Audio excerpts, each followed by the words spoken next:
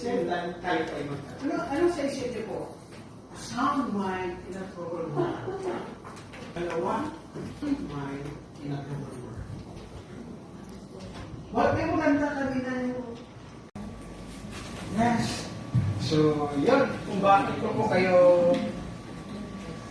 tinanong is yan, sa ating pag-uusapan tungkol sa umaga ito. Kita po nga parang seryoso kayo. Pwede ba kayo tayo sumayo?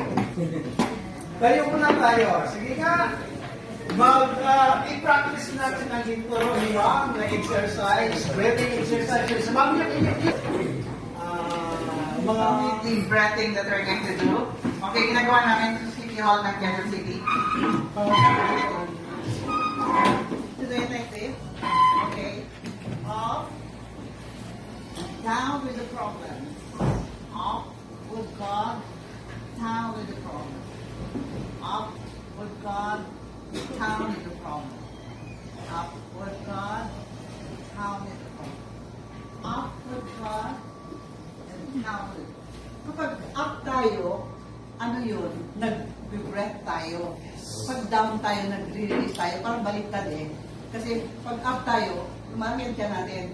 Pero pag nag-down tayo, nag-release tayo. Kasi release the carbon dioxide. Ang i-inhale natin, up is the oxygen. We are breathing in the oxygen. So, lalakit ka natin. Okay, ulit. Ready? 1, 2, 3.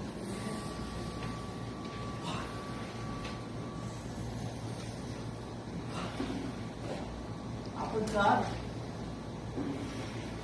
Itagkan nyo, ha? Okay. So, thank you. And thank you, Doc. Okay, please be seated. Thank you. Okay. Yan, maraming salamat po, ma'am. Pwede mo mayroon tayong mabakante. Gusto ko maging importante. May sila po ito, hindi mo masyadong makaba. Metabolic theory of mental illness. Actually, mental illness is not just because you have anxiety, you have depression, you have worries, you have any other problem. Mental illness may be linked to metabolic dysfunction. What do we mean by metabolic dysfunction? For example, our brain, when we eat carbohydrates, it will be transported into simple sugars. We have glucose. Ang galing sa milk, we have maltose.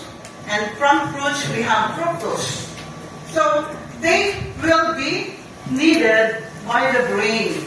So, ang ating brain, it has the most demand for glucose. Ngayon, kung kulang ang glucose natin, ano mangyayari? Sometimes you faint, sa mga Koreano nila, kita mo may mga bumabagsak. Kasi, they lack glucose, kaya nagbabago sila ng candy.